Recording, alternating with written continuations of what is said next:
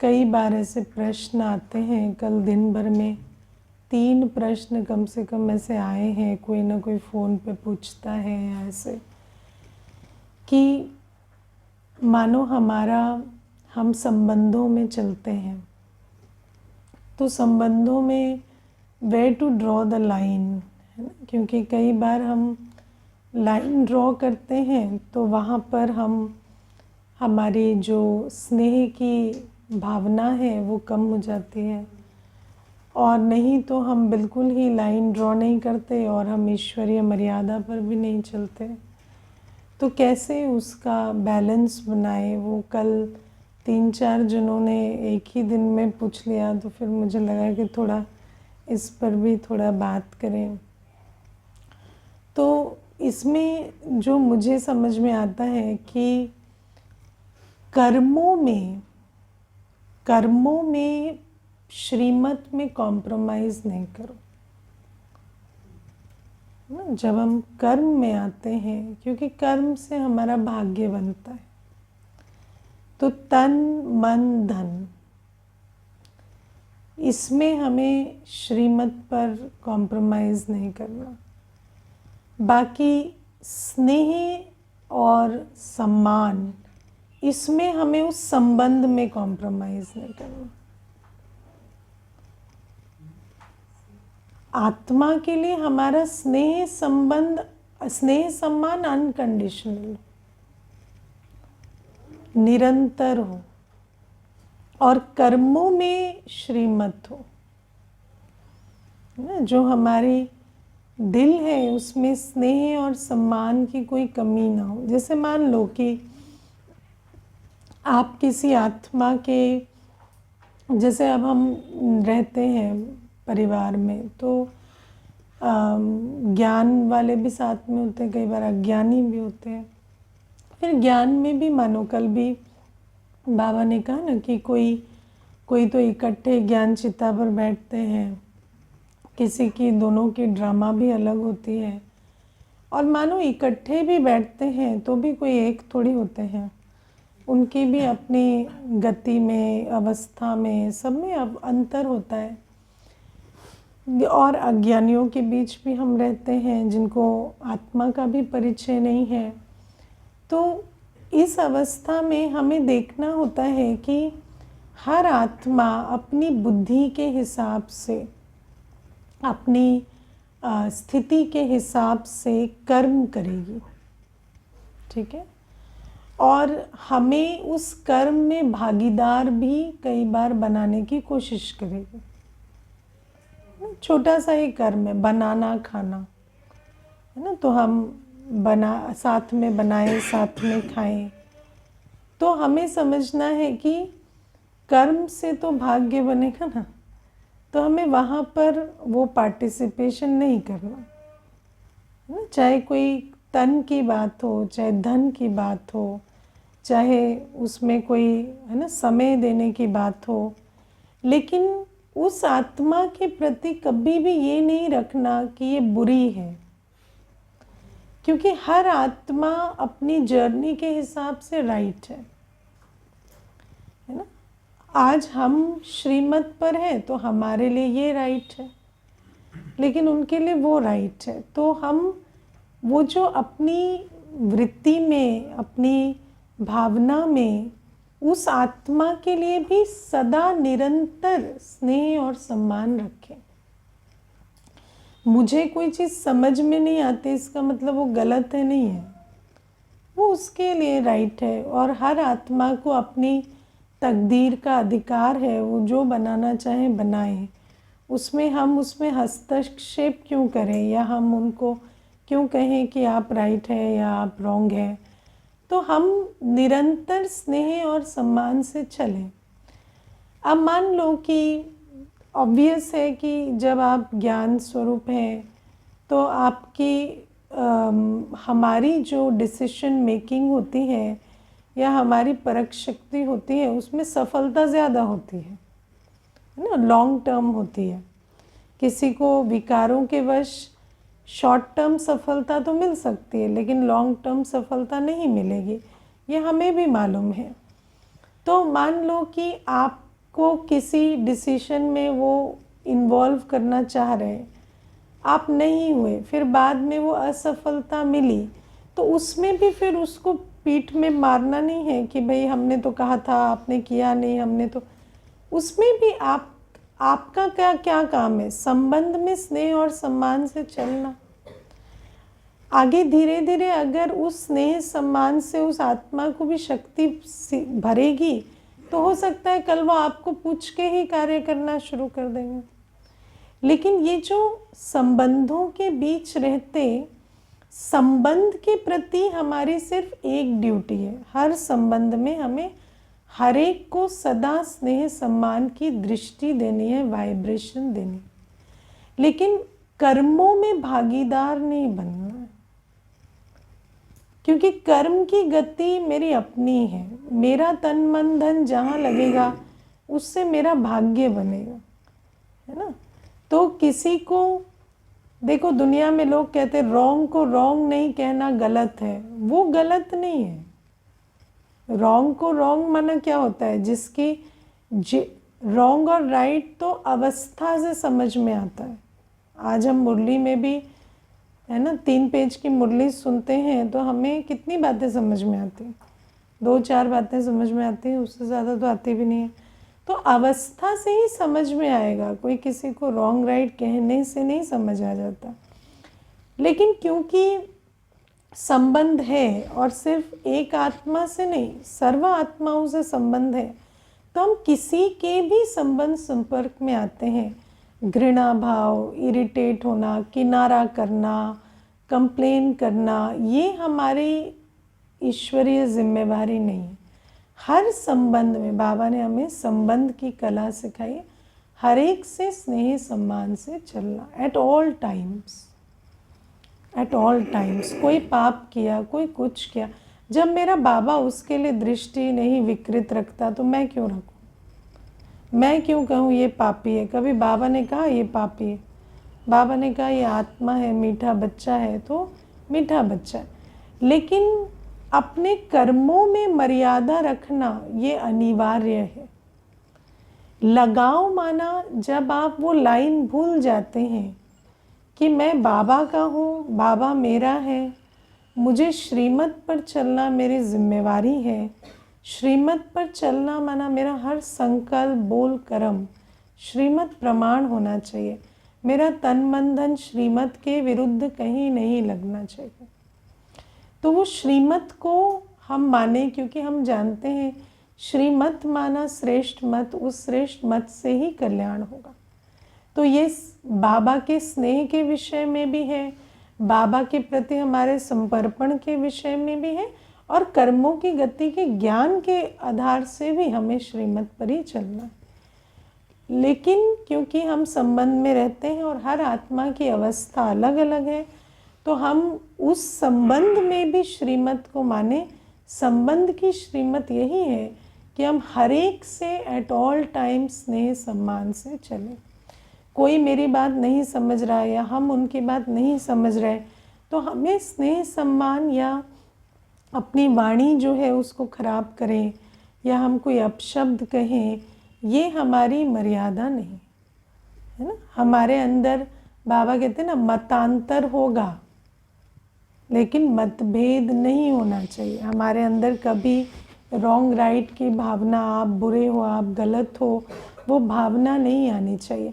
हालांकि हम wrong right समझते हैं तो हम अपने राइट पे चलें, उसको भी नहीं छोड़ना है। अगर हम उसको छोड़ देते हैं तो माना हम लगाव में आ गए, हम लगाव में आ गए। और अगर हम संबंध में घृणा भाव रखते हैं, माना हमें संबंध की श्रीमत पे चलना नहीं आता। तो बाबा ने, तो समझ रहे हो, ये एक बहुत शक्तिशाली आत्मा का बैलेंस है। जब हम संबंधों में चलते हैं तो हर एक के लिए समान स्नेह सम्मान रख सके, उसका कोई अवगुण, उसका कोई पिछला कर्म, उसका कोई प्रेजेंट कर्म, कुछ भी मेरी बुद्धि में ना रहे। देखो, हर आत्मा अपने कर्म और भाग्य के प्रति एंटाइटल्ड है। आप किसी का जबरदस्ती भाग्य नहीं बनाएंगे। और नहीं बनाना है। बाबा ने हमें ज्ञान सुनाने की, सहयोग देने की, सहयोग देने में भी किस में सहयोग देना है? अपनी अवस्था से सहयोग देना है ना, अपनी अवस्था से, अपनी, हम जो भी करें, हमारा हर कर्म ज्ञान स्वरूप होगा तो वही उसका सहयोग है। बाकी हमें कोई अलग से किसी को, है ना, सहयोग के नाम पे किसी की निंदा करना, डांटना, फटकारना, तंग करना, रिजेक्ट करना, ये हमारा सहयोग नहीं है।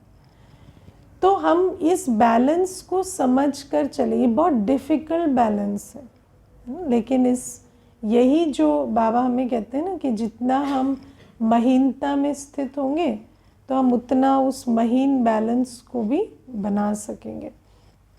तो ये मेरे दिल में आज आ रहा था, क्योंकि कल 3-4 बार आया तो फिर मेरा संकल्प बहुत चला इस पर कि क्या होता है, किस प्रकार से इसको समझाएं। क्योंकि कई बार हम कोई चीज़ करते तो हैं पर समझाने के लिए हमारे पास शब्द नहीं होते।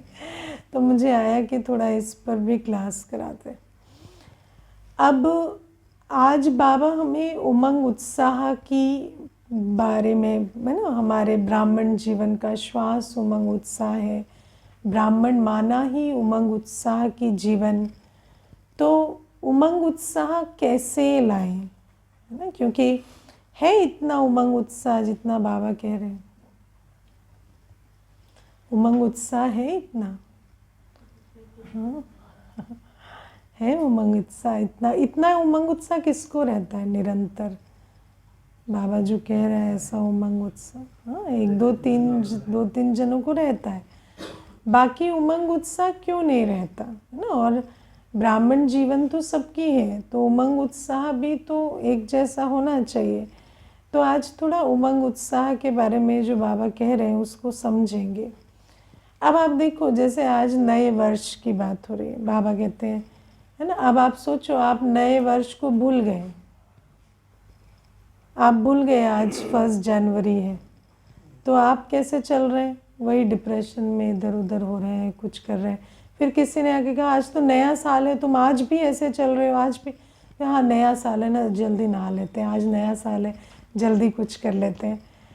तो दुनिया में भी जब नए की स्मृति आती है, नए की स्मृति से उमंग उत्साह आता है ना? वरना क्या है, कैलेंडर की एक डेट ही तो चेंज हुई है, लेकिन हर कोई कहता है न्यू ईयर है, न्यू ईयर है, तो उसमें उमंग उत्साह आ जाता है ना? दौड़ दौड़ के सबको विश करने जा रहे हैं, कहते हैं आज नया साल है, कुछ तो नया बनाओ, कुछ तो करो, कुछ तो, है ना, कोई कहीं जाएं, कुछ नया नवीनता करें।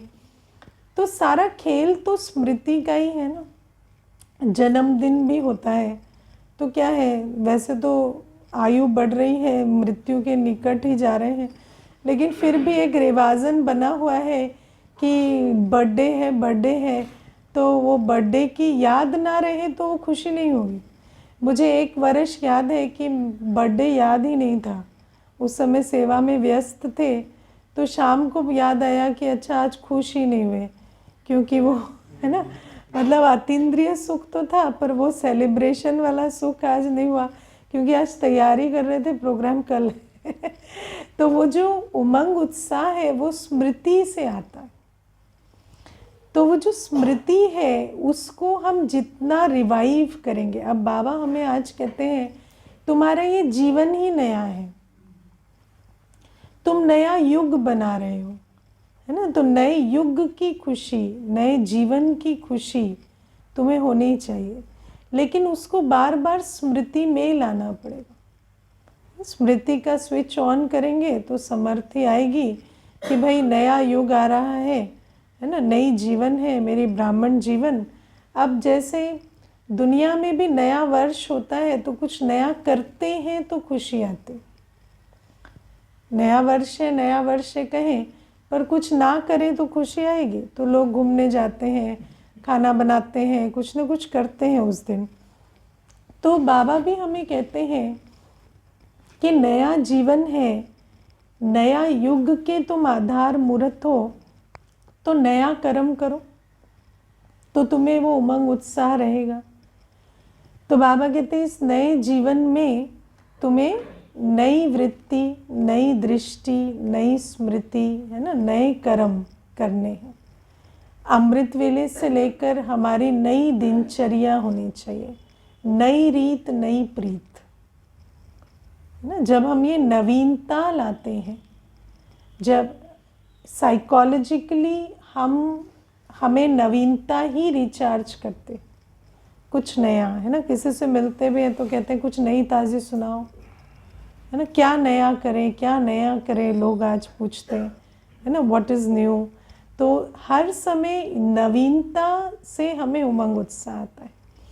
अब वो जो नवीनता है, बाबा कहते हैं नया युग है, नई जीवन है, लेकिन इस नई जीवन की जो नवीनता है, दुनिया में तो ये नवीनता किसी को नहीं पता कि हम स्मृति, वृत्ति, दृष्टि को भी नवीन कर सकते हैं, या सुबह से उठ के नए कर्म कर सकते हैं, है ना। बाबा को याद करने का कर्म कभी सीखा नहीं था, या सारे कर्म करते कर्म योगी बन के रहना कभी सीखा नहीं था। लेकिन कोई भी सेलिब्रेशन के लिए मेहनत तो लगती है ना, कुछ नहीं करेंगे तो खुशी कहाँ से आई, है ना। आजकल दुनिया में लोग एक दूसरे को मिलते हैं तो पूछते हैं अब नया कौन सा सीरीज़ आई है, नई कौन सी मूवी आई है, क्या देखें, है ना। लेकिन उसको देखकर आकर भी और रिचार्ज नहीं हो रहे, है ना। मुझे कम से कम भी तो कुछ नहीं तो 200-250 आत्माओं ने ये अनुभव सुनाया होगा, जो बहुत आजकल देखते सुनते हैं, है ना। चाहे न्यूज़ हो, चाहे कोई ऐसे पेड चैनल्स हो, जो भी देखते हैं वो हमें यही कहते हैं कि वहाँ पे कुछ भी नहीं बचा है और कुछ मिल भी नहीं रहा है ना। सब कुछ देख भी लिया है और अब कोई एक्साइटमेंट भी नहीं होती। क्योंकि मुझे ऐसा लगता है कि ये जो इंद्रिय सुख होता है ना, इसमें मार्जिनल यूटिलिटी काम करती है। इंद्रिय सुख में हमेशा डिमिनिशिंग रिटर्न होगा। इंद्रिय सुख की एक क्वालिटी है, आप जितना भोगी बनेंगे उतना खाली होंगे, है ना। दुनिया में जो इंद्रिय सुख के आधार से खुश कौन है? जिसने कुछ देखा नहीं है, तो वो सोचता है देखूंगा तो खुश होऊंगा, वो उससे भी खुश रहता है। लेकिन जिसने सब देख लिया ना, वो कहता है सब देख लिया, कुछ है ही नहीं। तो इंद्रिय सुख में डिमिनिशिंग रिटर्न्स होते हैं। इसीलिए जितना इंद्रिय सुख में डूबती है आत्मा, उतना उसको खालीपन का अनुभव होता है। That is a spiritual realization, जहाँ आपको पता चलता है यहाँ कुछ नहीं है, और आपको एक डिसअपॉइंटमेंट होती है कि कुछ भी नहीं है, तो आगे खुशी कैसे मिलेगी। लेकिन बाबा जो हमें विधि सिखा रहे हैं, नई रीत, नई प्रीत, इसमें डिमिनिशिंग रिटर्न्स काम नहीं करते ना। ये जितना करेंगे उतना पाते हैं। इसीलिए बाबा कहते हैं श्रीमत पर जितना चलते हैं उतना पाते हैं। मैं आपको बताऊं, मैं बहुत पढ़ती थी, मुझे बहुत दुनिया की जो चीज़ें हैं वो पढ़ने के बहुत संस्कार था लौकिक में। लेकिन ज्ञान में आने से पहले मैं एक पॉइंट पे पहुंच गई थी जहाँ पर मुझे लगता था कि सब एक जैसा ही है, अब कुछ नया नहीं मिलता, सब कुछ प्रेडिक्टेबल सा हो गया था। क्योंकि जो भी आप स्टोरी लाइन्स पढ़ रहे हैं, या जो नॉवेल्स पढ़ रहे हैं, या कोई विचारधारा की भी बुक्स पढ़ रहे हैं, तो मुझे ऑलमोस्ट फुल सर्कल मुझे ऐसा लगने लगा था कि मैं प्रेडिक्ट कर पाती हूँ कि आगे क्या कहेगा, है ना, या आगे स्टोरी में क्या होगा। तो ऑलमोस्ट इतनी प्रेडिक्टेबिलिटी आ गई थी कि और उसमें रस नहीं आता था। लेकिन जब मैं ज्ञान में आई तो फिर मैंने ये नया ज्ञान पढ़ना शुरू किया, और इससे कभी बोरियत नहीं हुई। ये नित्य नवीन है, ये आपको रोज़ नवीनता दे सकता है। क्योंकि बाबा की मुरली में सिर्फ पॉइंट्स नई नहीं होती, पॉइंट्स का अनुभव भी रोज़ नया होता है। और अगर आपकी जैसे जैसे आप उसमें गहराई में जाते हैं तो आपको रोज़ नवीनता मिलती है। तो बाबा कहते हैं ज्ञान में, योग में, धारणा में, सेवा में नित्य नवीनता लाई जा सकती है। दुनिया में वो नवीनता की स्कोप नहीं है, इसीलिए दुनिया वाले थक रहे हैं। नया नया नया करके थक रहे हैं, और हम नवीनता में जैसे रोज़ रिचार्ज हो रहे हैं। तो इसलिए बाबा कहते हैं ये जो ब्राह्मण जीवन का उमंग उत्साह है ना, ये बड़ी प्रेशियस चीज़ है, ये ब्राह्मण जीवन का उमंग उत्साह। लेकिन इसकी भी हमें, जैसे दुनिया में सेलिब्रेशन, आजकल लोग क्या करते हैं, अपने धर्म की फेस्टिवल ख़त्म हो गए तो दूसरे वाले का भी फेस्टिवल मना लेते हैं, है ना। चलो हैलोवीन भी मना लेते हैं हम, वैलेंटाइंस भी मना लेते हैं हम, क्रिसमस भी मना लेते हैं। आजकल तो भारत में क्रिसमस और हैलोवीन बहुत हो गया। क्यों? क्योंकि फेस्टिवल्स कम पड़ गए हैं। कहा जाता है कि भारत देश में हर दिन एक त्यौहार, मतलब इतने त्यौहार हैं कि वो ख़त्म नहीं होते। लेकिन आज वो त्यौहार भी ख़त्म हो गए हैं तो हम दूसरे वाले त्यौहार भी मना लेते हैं, फिर भी हमारा पेट नहीं भरता।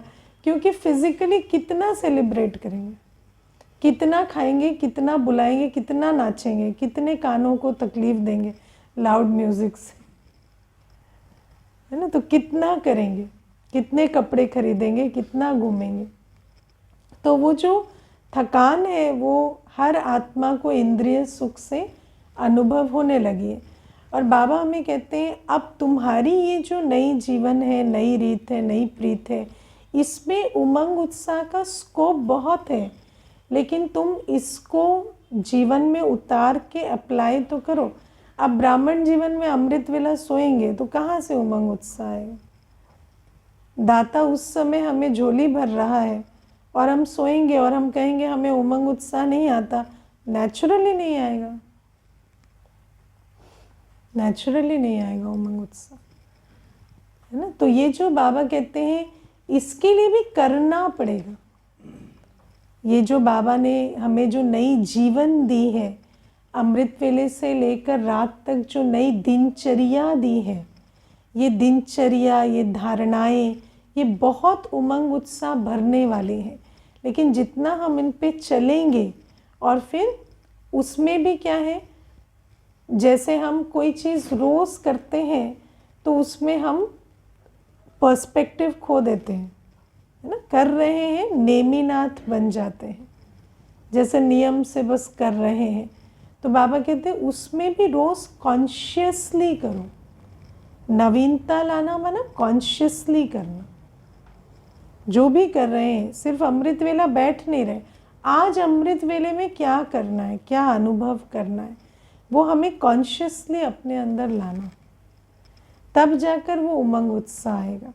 क्योंकि कई बार कर रहे हैं तो कर रहे हैं, फिर उसमें एफर्ट लगाना छोड़ देते हैं, है ना। जैसे अभी पीछे एक भाई कह रहे थे कि आप जो भी सेवा करते हैं, है ना, मानो बाबा ने हमें रोज़ सेवा का भी श्रीमत दी है ना, रोज़ सेवा करनी है।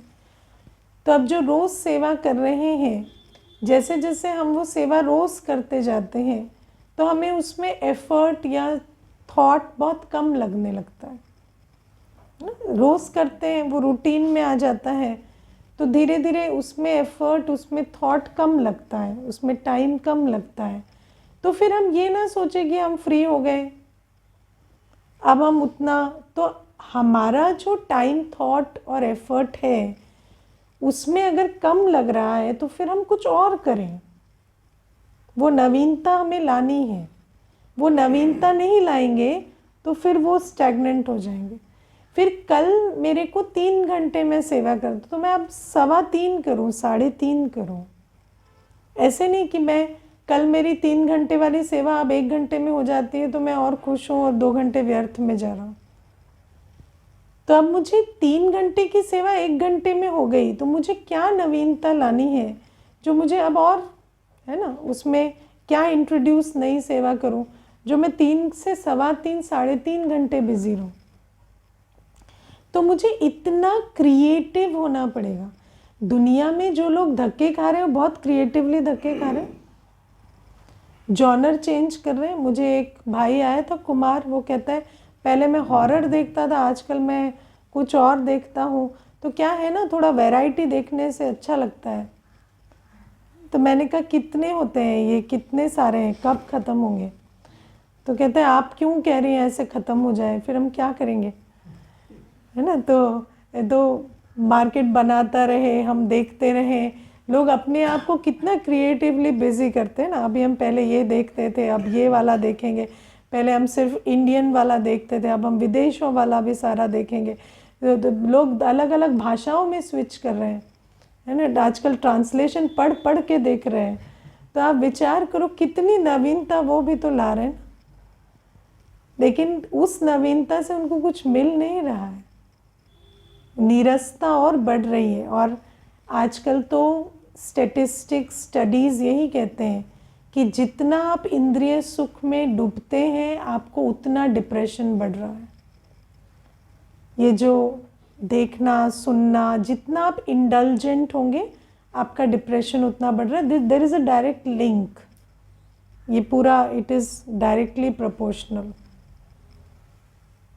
तो और स्पेशली बिंज वॉचिंग और डिप्रेशन का तो बहुत गहरा कनेक्शन अच्छे से इस्टेब्लिश होता है। तो बाबा हमें कहते हैं वो जितना उस तरफ जा रहे हैं उतना नीरस हो रहे हैं, क्योंकि ऑब्वियसली आपकी जो मन बुद्धि की शक्ति है वो आप बिल्कुल यूज़ नहीं कर रहे हैं।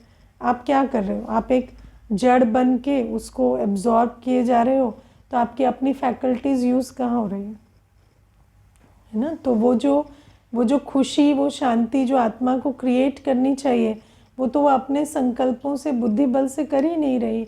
तो नेचुरल है कि वो धीरे धीरे वो कम और कम और कम होती जाती है और वो ख़त्म हो जाती है। तो बाबा हमें कहते हैं इसीलिए उमंग उत्साह के लिए ये जो नई जीवन, नई वृत्ति, नई दृष्टि है ना, बाबा कहते हैं इसको तुम अपने अंदर लाओ। नई दिनचर्या, दिनचर्या में भी नवीनता है ना, चारों सब्जेक्ट में भी नवीनता जितना जितना लाएंगे, ये हमारे उमंग उत्साह का आधार है। और रोज़ याद दिलाओ, नवयुग, संगम युगी जीवन, स्मृति में लाओ। स्मृति का स्विच ऑन करेंगे तो समर्थी आएगी। अगर स्मृति ही भूल जाती है ना, मैं हमेशा, मुझे लगता है कि ब्राह्मण जीवन को, इस संगम युगी जीवन को साधारण समझ लेना, ये सबसे बड़ा दुर्भाग्य है ना। जब हम आते हैं हमें कितना वंडर लगता है कि कहाँ आ गए, कौन मिल गया, और फिर उसमें साधारणता आ जाए तो ये सबसे बड़ा ब्राह्मण आत्मा का नुकसान हो जाता है। तो उसको हम रोज़ उगारें कि हमें कौन मिला है, क्या बन रहे हैं हम, अपने लक्ष्य की श्रेष्ठता को, अपने इस युग की जीवन की श्रेष्ठता को बार बार बुद्धि में लाना पड़ेगा। अगर बुद्धि में नहीं लाते, आज आप देखो पैसे का महत्व आज तक क्यों बना हुआ है, क्योंकि हर व्यक्ति उसके महत्व को आठों प्रहर उसको रिवाइज करता रहता है। आप भूल जाते हैं तो कोई और याद दिला देता है। तो इसीलिए संगम युगी जीवन के महत्व को, है ना, क्लास में तो हम याद दिलाते ही हैं, बाबा याद दिलाता ही है, लेकिन हम अपने आप को भी बार बार इस महत्व को याद दिलाएं, स्मृति में बैठें, तब जाकर वो उमंग उत्साह हमें आएगा। ठीक है ना। तो ये बाबा हमें आज पहले कहते हैं। फिर दूसरी चीज़ है, उमंग उत्साह कई बार आधार मूर्त समझने से भी आता है। रेस्पॉन्सिबिलिटी, है ना। जैसे दुनिया में भी आप देखो, जैसे मुझे कई बार, है ना, मैंने भाई को देखा है किसी किसी को कहते कि आज आप ये जो ढीले ढाले हो, 2 बच्चे होते तो हो जाते क्या ढीले ढाले, है ना। तो काम तो करना पड़ेगा ना, सब चीज़ें तो करनी पड़ेंगी। तो व्यक्ति को जब जिम्मेवारी सिर पे होती है तो उसको पता चलता है कि मुझे उठना ही पड़ेगा, करना ही पड़ेगा, तो उससे भी उसको उमंग आता है। मुझे कई लोगों ने कहा कि कोविड में ऑफिस नहीं जाना था तो हमारी एनर्जी डिप हो गई, क्योंकि ना तैयार होना था ना कुछ करना था, बस ऊपर से एक शॉल डाली, है ना, कैमरा के सामने बैठ गए और काम कर लिया। तो हमारा जनरली जो खुशी का मीटर था वो घट गया, क्योंकि हम रोज़ जो टाइम से उठते थे, तैयार होते थे, करते थे, तो हमें एक सेंस ऑफ पर्पस हमेशा चाहिए। कुछ लाइफ में एक ड्राइविंग फोर्स पर्पस होता है। तो बाबा कहते हैं इस समय तुम्हें इतना बड़ा पर्पस मिला हुआ है कि तुम इस सारी सृष्टि के आधार मूर्त हो। इस आधार मूर्त के स्वमान को नहीं भूलो, है ना। हमारी वृत्ति से वातावरण बन रहा है, हमारी श्रेष्ठ वृत्ति से श्रेष्ठ वातावरण बन रहा है। हमारी श्रेष्ठ वृत्ति श्रेष्ठ से साधारण ना हो जाए। जितनी देर आप होल्ड करके रखते हैं ना अपनी वृत्ति में श्रेष्ठ संसार, हर आत्मा का श्रेष्ठ स्वरूप, प्रकृति की सतोप्रधान स्टेज, उतनी देर वो बन रही है। और जैसे ही आप ऑर्डिनरी में आ जाते हैं, ये क्या है, ये बिहारी है, पंजाबी है, ख़त्म ना। बुरा है अच्छा है भी नहीं, आप साधारण कॉन्शियसनेस में भी आए तो उसमें भी क्या होता है, आप जो आधार मूर्त हैं, आप बैठ गए तो सृष्टि की भी वाइब्रेशन जो है वो नीचे चली जाती है ना। तो आप आधार मूर्त है। जब आप आधार मूर्त समझ कर चलेंगे तो आपको कभी भी एनर्जी डिप नहीं होगी, है ना। जैसे आप देखो स्थूल सेवा में क्या होता है, स्थूल सेवा में यही होता है कि आपको अगर भोजन बनाने की सेवा मिली है ना, मानो सेंटर पर भी कई बार हम भोजन की सेवा दे देते हैं, तो फिर उस आत्मा को पता है कि अगर आज भोजन नहीं बनाया जाके तो भोग नहीं लगेगा तो वो जैसे भी करके अपने आप को, मानो बुखार भी हुआ तो उसको क्या होता है, नहीं अभी जाना है, अभी करना है। तो आधार मूर्त समझने से कि मेरे पे डिपेंड कर रहे हैं, और अगर ईश्वरीय कार्य मेरे पे डिपेंड कर रहा है तो कितनी बड़ी मेरे पे जिम्मेवारी है।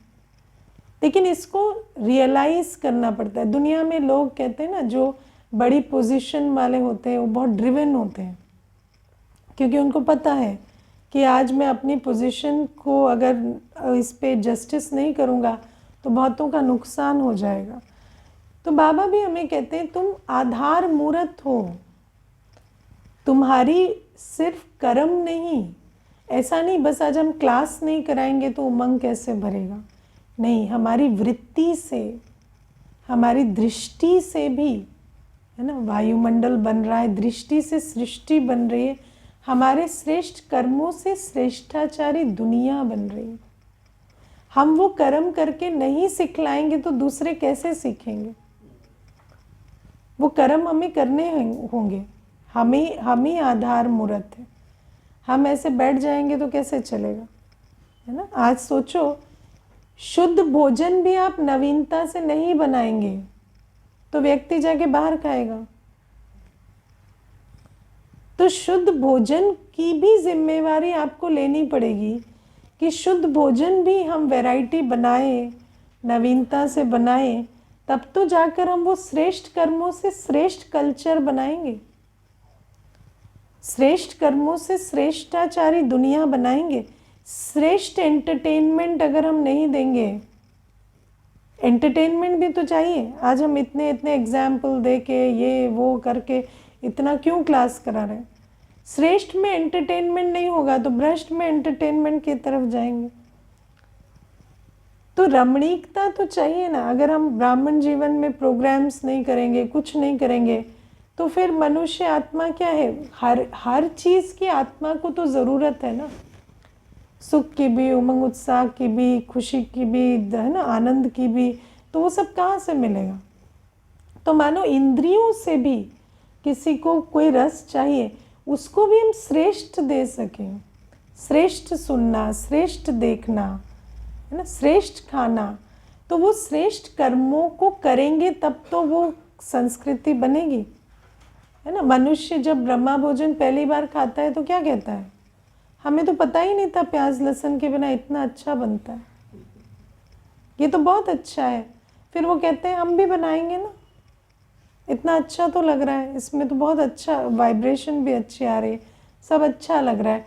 तो अच्छा बनाएंगे तब तो जाके अनेकों को प्रेरणा मिलेगी कि अच्छा बनाए, है ना। तो शुद्ध भी हो, है ना। तो शुद्ध का कल्चर कैसे आएगा जब शुद्ध लो क्वालिटी नहीं होता शुद्ध जब अच्छा होता है तो एवरीबडी अडॉप्ट्स इट, है ना।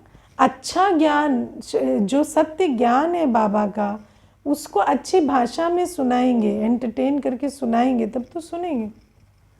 अब देखो, जो पतित चीज़ें बनाते हैं वो तो कितना उसमें रिसर्च एंड इनोवेशन कर रहे हैं, है ना, कितनी वैरायटी तरीके से उसको परोस रहे हैं, कितने वैरायटी वीडियो बनाते हैं, किस किस प्रकार से आत्मा को फंसाते हैं।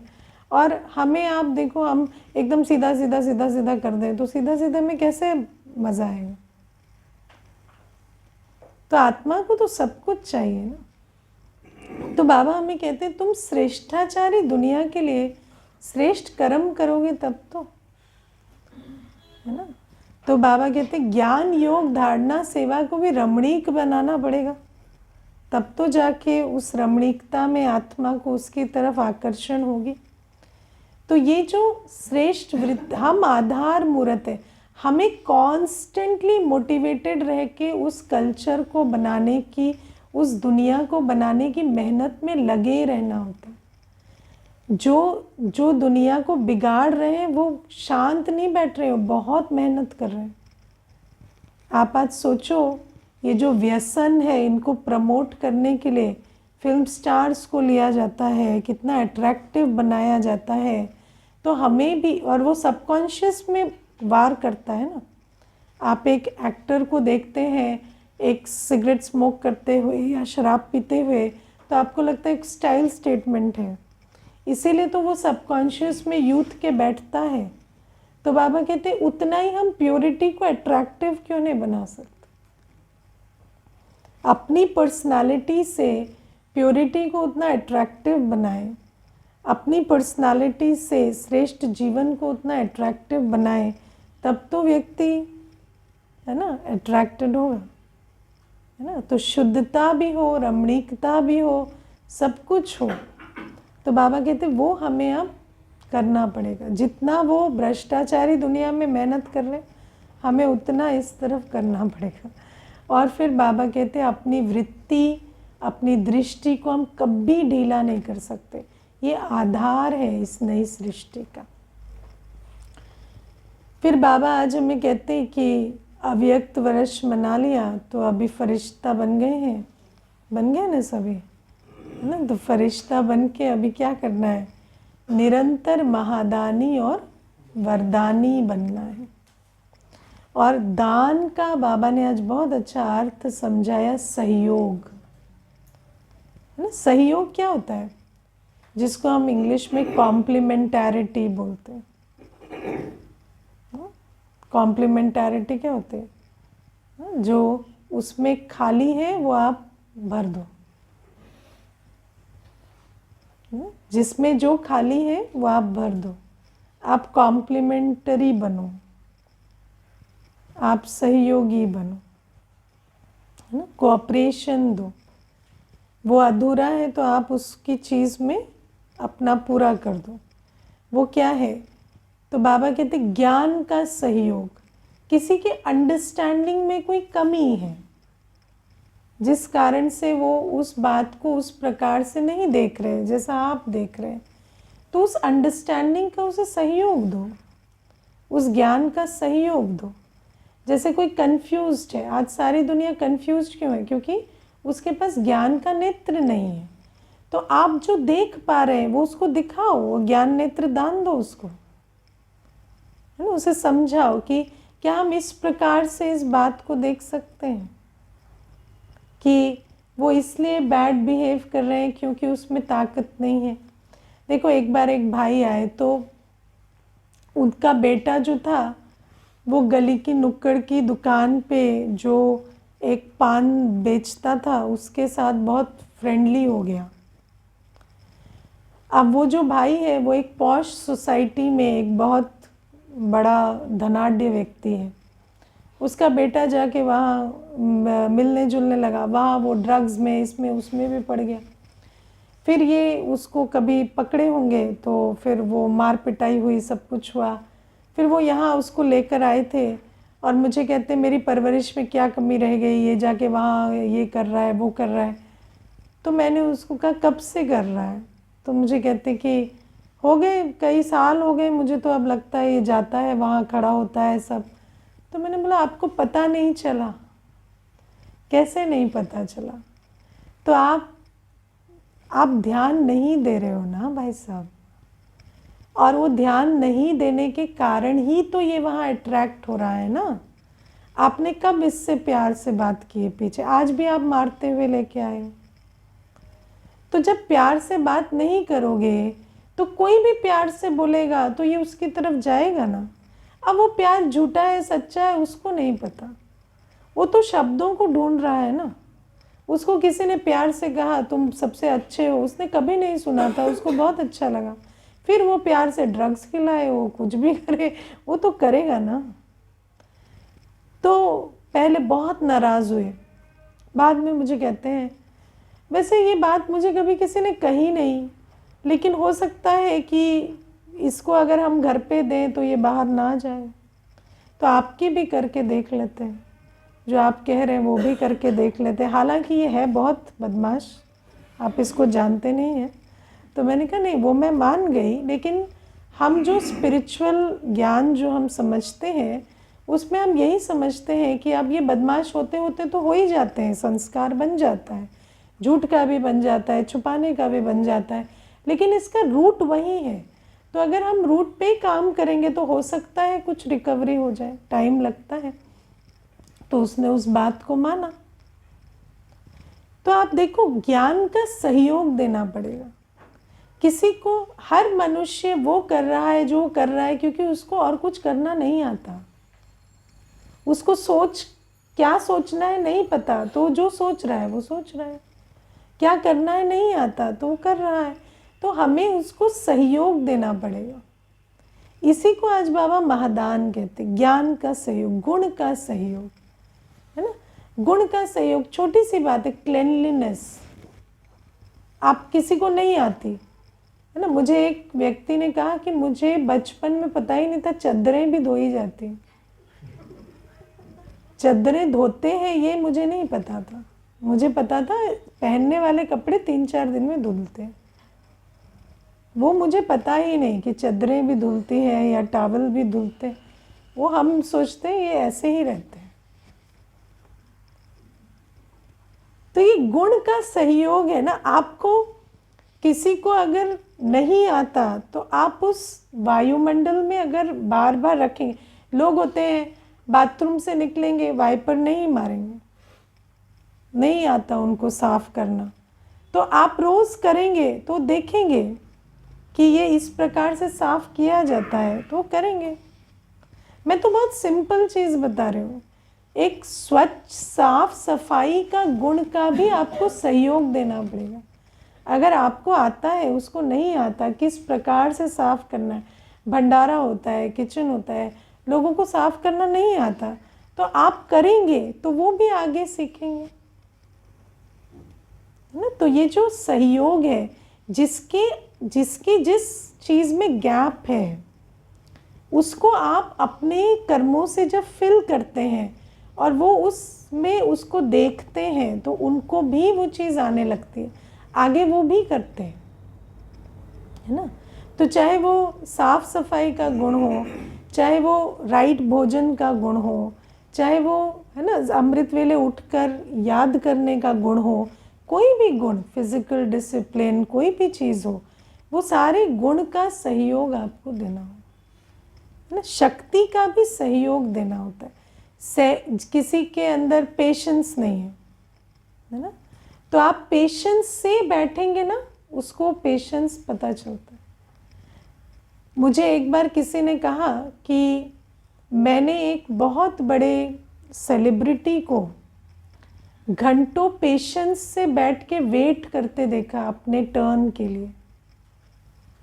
शूटिंग हो रही थी तो टर्न उनका चांस आए उससे पहले वो 6 घंटे ऐसे कांस्टेंट बैठ के वेट कर रहे थे। तो मुझे उसको देख के वेट करना आया। डिग्निटी से, शांति से वेट कैसे करते हैं मैंने वहाँ से सीखा। तो आप सोचो, कोई पेशेंस से चलता है तो सामने वाले को पेशेंस सिखाता है। सहनशीलता, किसी ने कुछ भी किया, आपने बिल्कुल रिएक्ट नहीं किया तो 10 ने देखा, उन्होंने भी सीखा। कि एक परिस्थिति को बिना रिएक्ट किए कैसे पार किया जाता है। तो हर गुण को, शक्ति को, ज्ञान को जब आप अपने अंदर धारण करते हैं और आप उसमें क्वेश्चन नहीं करते कि ये क्यों नहीं कर रहा, ये क्यों, कैसे नहीं कर रहा, पर आप उसका सहयोग देते जाते हैं। अब बाबा कहते हैं आपको कोई महादान के लिए चांस थोड़ी चाहिए, वो तो चांस सारे दिन रहता है। हर आत्मा में कोई ना कोई कमी है और वो जैसे जैसे आप गुण स्वरूप, शक्ति स्वरूप में, ज्ञान स्वरूप में स्थित है, वो आपसे लेती जाती है ना। तो ये महादान है। और वरदान बाबा कहते हैं अपनी स्थिति और वृत्ति से।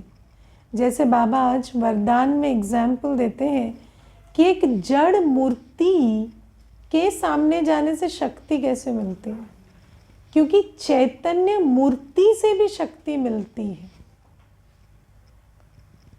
कुछ कर्म से नहीं, कुछ बोलने से नहीं, आपकी अवस्था से भी शक्ति मिलती है।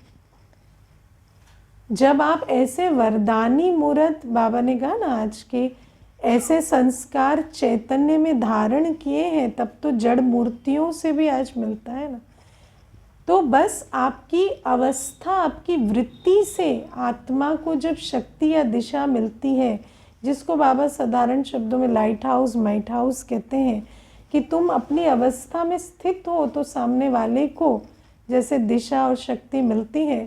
तो इसीलिए जड़ मूर्ति से भी उनको कल वो फील होता है, क्योंकि जड़ मूर्ति के सामने जाने से उनकी ये वाली मेमोरी ट्रिगर होती है, जो इस समय की उनको स्मृति है ना कि जाकर मिला, वो वहाँ मिलता है। तो बाबा कहते हैं अपनी वरदानी अवस्था ऐसे बनाओ कि हर आत्मा को आपके सम्मुख आने से ही या दूर रहने से भी ऐसा फील हो कि उनसे शक्ति मिल रही है, उनसे हमें वरदान मिल रहे हैं तो बाबा के। लेकिन जो बाप को नहीं भी पहचानते, वो ऐसा भी समझते हैं कि इनसे मिल रहे हैं, लेकिन बाप की संपत्ति भी वरदानों के रूप में मिले, वो भी बाबा कहते हैं एंजल ऑफ गॉड का काम तो है ना। ठीक है, ओम शांति।